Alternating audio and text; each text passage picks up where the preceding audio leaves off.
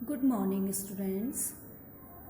Today we will start next topic of this chapter, like Silk Route.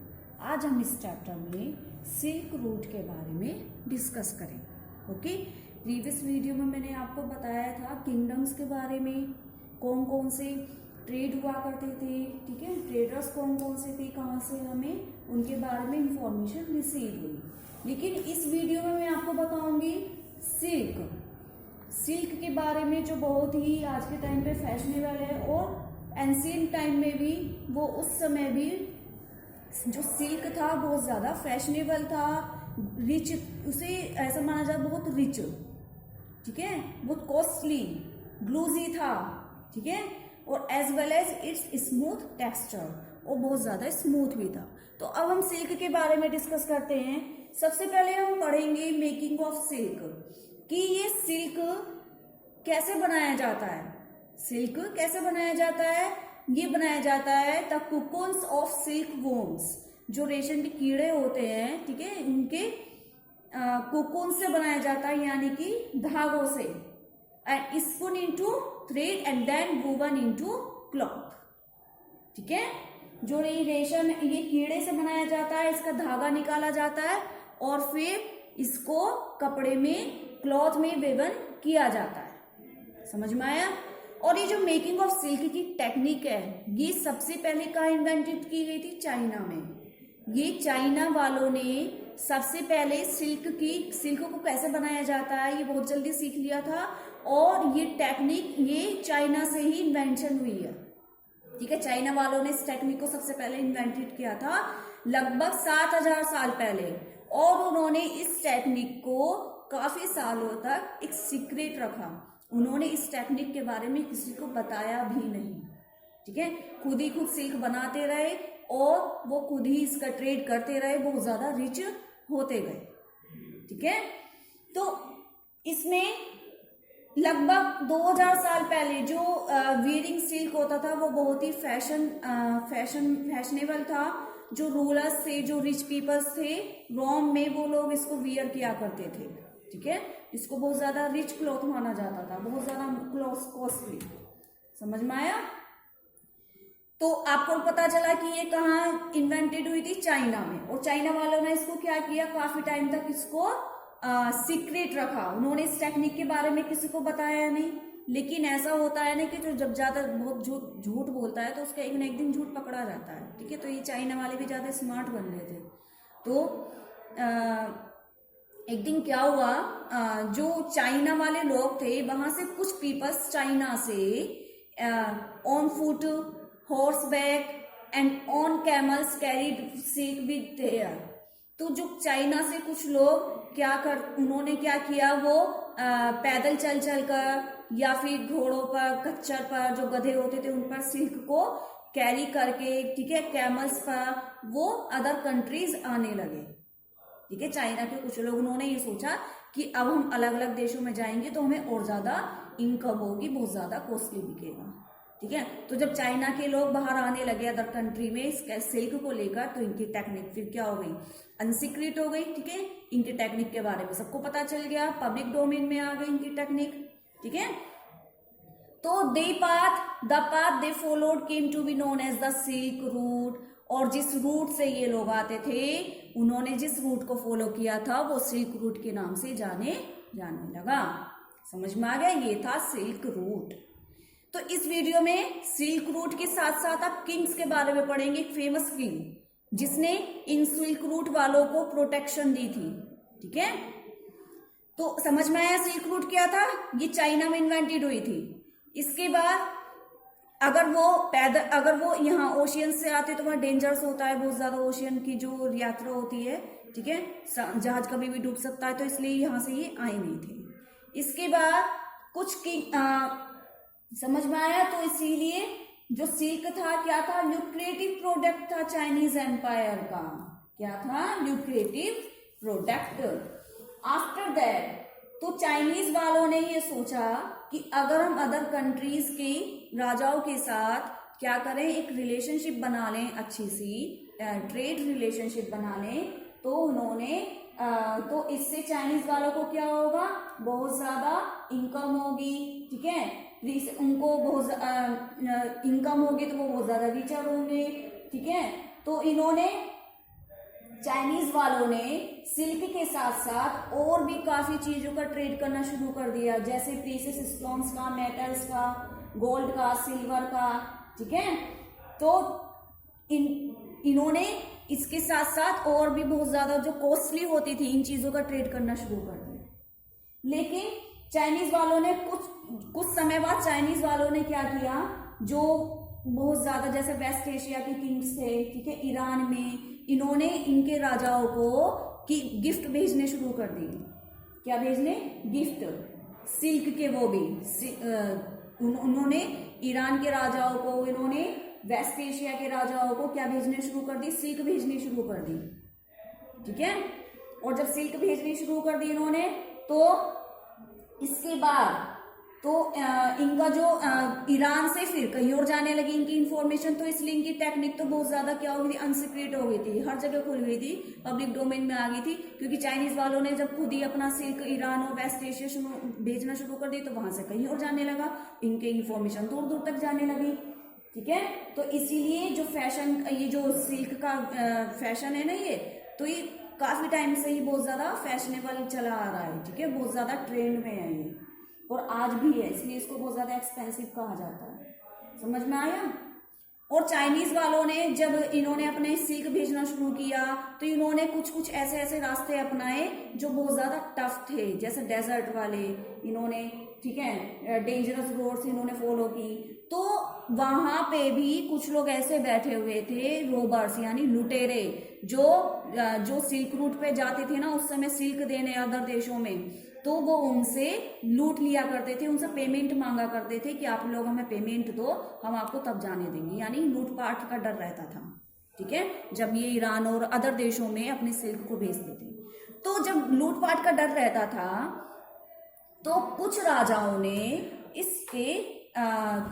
ने सोचा कि क्यों ना अगर हम चाइनीज वालों को प्रोटेक्शन दें, ठीक है भाई, अगर हम उनको लुटेरों से बचाएं तो फिर वो बदले में हमें टैक्स भी देंगे, गिफ्ट भी मिलेंगे, ठीक है। तो कुछ राजा थे जो उस रूट पर क्या थे, एक तो कंट्रोल करना चाहते थे, वो ये चाहते हमारा कंट्रोल भी हो जाएगा, हमें सिल्क की टेक्निक भी और अच्छे से पता चल जाएगी, और चाइनीज वालों को प्रोटेक्शन मिल जाएगी, ठीक है।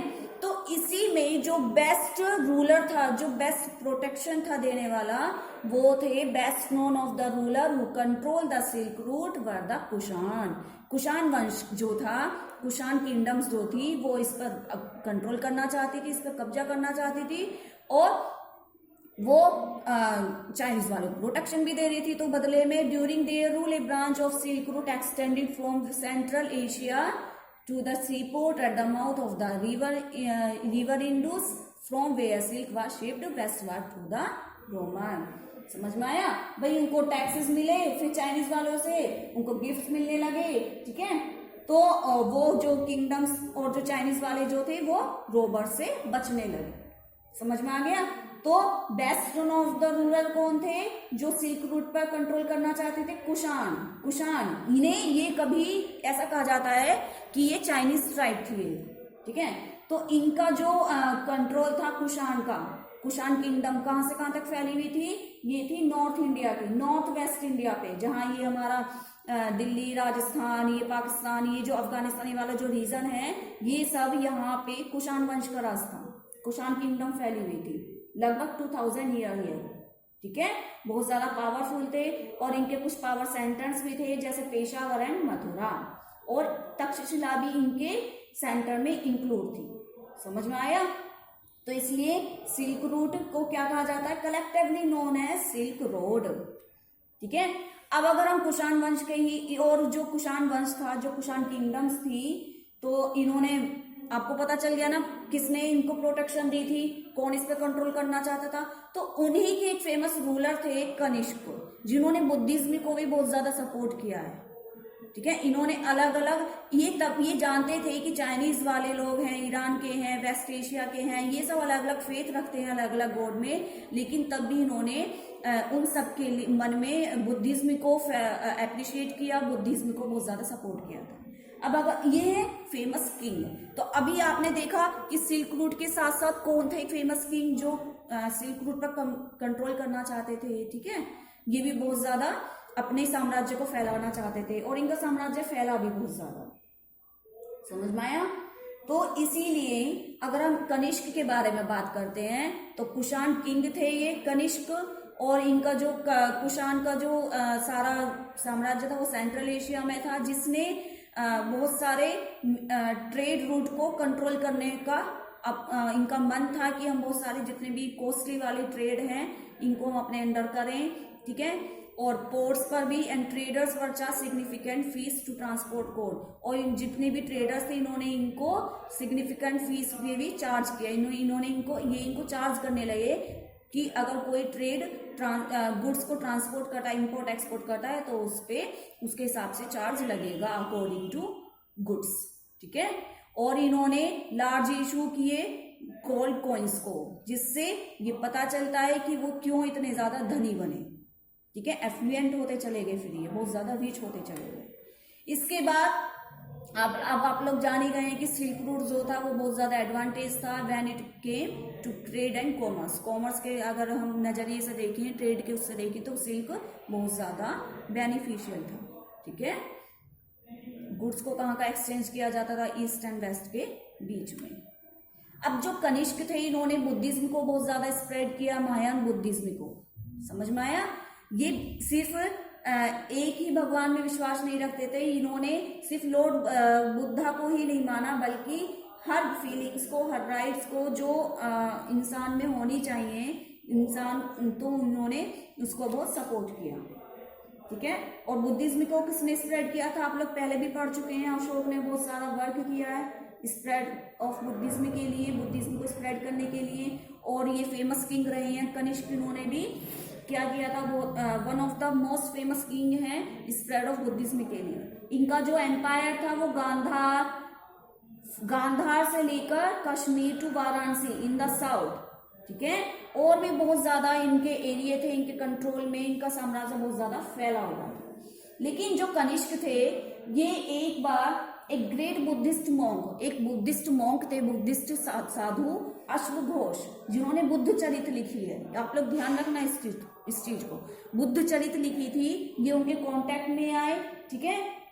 और इन्होंने उनके साथ मिलकर बुद्धिज्म को सपोर्ट किया। और कनिष्क ने फोर्थ बुद्धिस्ट काउंसिल भी की थी कश्मीर में, जहां पर बुद्धिस्ट स्क्रिप्ट जितनी भी स्क्रिप्चर हैं वो प्राकृत से संस्कृत में ट्रांसलेट की गई थी कश्मीर में, ठीक है। इन्होंने फोर्थ बुद्धिस्ट काउंसिल भी मीटिंग की थी, समझ में आया। ध्यान रखना बेटा ये सारी बातें, ठीक है। और इन्होंने अपने जितने भी मिशनरीज थे बुद्धिज्म को स्प्रेड करने के लिए सेंट्रल एशिया भेजे, चाइना से, ठीक है। China to spread Mahayana Buddhism, China भी भेजे अपने मिशनरीज को।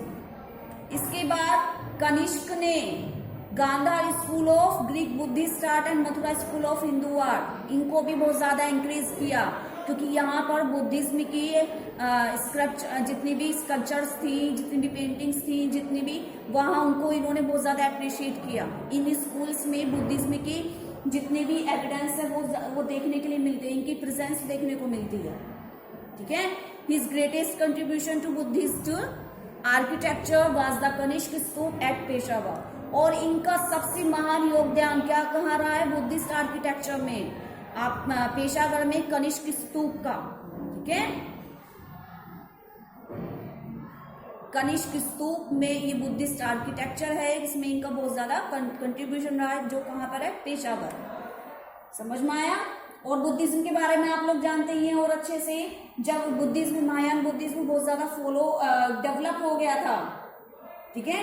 तो एक तो अभी मैंने आपको पढ़ाया था गांधार स्कूल ऑफ आर्ट, जहां पे क्या दिखाया देता है कि जो बुद्ध थे, बुद्धिज्म थे, इनकी प्रेजेंस वहां पे अच्छे से शो की गई है मूर्तियों के द्वारा, ठीक है। जैसे आप लोग जानते हैं, अगर मैं आपको उदाहरण दूं कि जो इनका एक पीपल ट्री है, आप लोग जानते हैं, जहाँ पे इन्होंने ज्ञान प्राप्त किया था, ठीक है, attainment of enlightenment were shown by sculptures of people tree. इसके बाद स्टैचूज भी बनाए गए थे बुद्ध के, बहुत सारे स्टैचू, ठीक है। मथुरा स्कूल ऑफ आर्ट को अप्रिशिएट किया गया था। दूसरी जो चीज थी वो थी बौद्धिस्त्व। बौद्धिस्त्व क्या होते हैं, जो बुद्धिज्म को बहुत ज्यादा फैलाते हैं, ठीक है। तो जो बौद्धिस्ट थे वो एक ऐसे पर्सन थे जिन्होंने एनलाइटमेंट को भी अटेंड किया था, ठीक है। दूसरा, बौद्धिस्ट जो थे वो बहुत ज्यादा फेमस हुए थे, किस लिए, spread through out central Asia, China, Korea, Iran, Japan, ठीक है। ये जो बौद्धिस्ट थे इनमें इतनी ज्यादा श्रद्धा थी बुद्धिज्म को लेकर कि इन्होंने इन जगह पर बहुत ज्यादा क्या किया, भ्रमण किया, यानी कि विजिट की। कहाँ कहाँ पर, सेंट्रल एशिया पर, कोरिया, जापान, और इन्होंने वेस्टर्न एंड साउथर्न इंडिया जहां पे बहुत सारी केव्स हैं, ठीक है, केव्स हैं जहां मॉन्क्स रहते थे बुद्धिज्म के, इन्होंने यहां तक भी बुद्धिज्म को स्प्रेड किया है। समझ में आया बेटा, ठीक है। और इस जो कनिष्क है, इनके समय में भी बहुत सारे पिलग्रिम्स आए थे बुद्धिज्म के बारे में जानने के लिए, चाइनीज ट्रेवल्स थे, उनके बारे में भी मैं आपको नेक्स्ट वीडियो में बताऊंगी, ठीक है। तो आप लोगों को समझ में आया कि बुद्धिज्म किस तरह से स्प्रेड हुआ है, ठीक है। और बुद्धिज्म कहाँ कहाँ, Sri Lanka, Myanmar, Thailand, other parts of south India, ठीक है। इसके बाद श्रीलंका, म्यांमार, थाईलैंड, ये लोग आप लोग जानते हैं, यहाँ तक भी बुद्धिज्म को स्प्रेड किया गया है। इसके बाद the older form of Buddhism known as Theravada, older form of Buddhism known as Theravada, यहाँ पर भी बुद्धिज्म को बहुत ज्यादा पॉपुलर किया गया, ठीक है। तो बुद्धिज्म समझ में आ गया कि कनिष्क कौन थे, कहाँ तक इनका एम्पायर एक्सटेंडेड था, किसके कांटेक्ट में आए, वो कौन थे, घोष कौन थे, ठीक है, जिन्होंने बुद्ध चरित्र लिखी, इन्होंने बुद्धिज्म के बारे में लिखा था उसमें, ठीक है। और कनिष्क ने 4th बुद्धिस्ट काउंसिल भी की थी, जिसमें मीटिंग की थी इन्होंने बुद्धिस्ट के जितने भी मॉन्क्स थे सबको बुलाकर बुद्धिज्म को कहाँ तक स्प्रेड किया है। समझ में आया। और कौन था फेमस अशोक के साथ साथ, कनिष्क, जिन्होंने जो one of the most ruler Kings थे कुषाण के, जिन्होंने बुद्धिज्म को स्प्रेड करने के लिए बहुत ही ग्रेट वर्क किया है, ठीक है। तो समझ में आया। इस वीडियो में हम इतने ही पार्ट को कवर करेंगे बेटा। नेक्स्ट वीडियो में मैं आपको बताऊंगी कि भक्ति आंदोलन क्या था, भक्ति की शुरुआत कैसे हुई, कौन कौन से पिलग्रिम थे जो इंडिया आए थे बुद्धिज्म के बारे में जानने के लिए, ठीक है। चाइनीज ट्रेवल आए थे कुछ, समझ में आया। So watch this video through your social science book, ठीक है। चलिए कंप्लीट करते हैं और नेक्स्ट वीडियो का वेट करिए, वो भी सेंड करूंगी मैं आपको, okay. Thank you, be safe, be healthy.